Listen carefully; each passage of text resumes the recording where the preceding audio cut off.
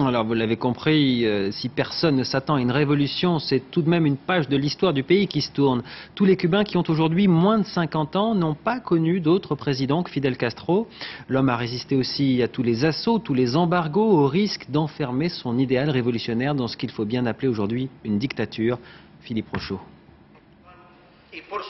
Jusqu'au dernier jour, Fidel Castro a voulu régler avec son frère Raúl les détails de cette élection qui marque son départ.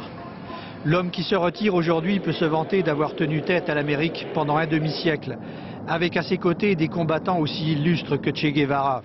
Mais Fidel Castro, comme au temps de sa splendeur, reste secrétaire général du Parti communiste. Pour ses anciens compagnons de lutte, il est loin d'être un homme fini. Fidel ne quittera jamais la révolution ni même le pouvoir. Il renonce simplement à sa fonction comme le Che l'avait fait. Il va continuer de se battre pour ses idées, comme un soldat, si la patrie en a besoin. Si son frère Raúl remporte les élections, Fidel Castro pèsera encore sur la vie politique. Voilà 49 ans que les deux frères marchent main dans la main, 49 ans que Raúl Castro est ministre de la Défense. On les a vus dans ces grandes parades communistes. L'un aime les slogans révolutionnaires, l'autre, Raúl, est un pragmatique. Mais une page se tourne pour Fidel Castro.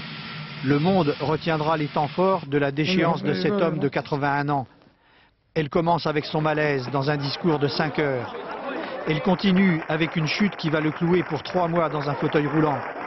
Elle se poursuit avec son opération de l'intestin qui l'oblige à rester à l'hôpital.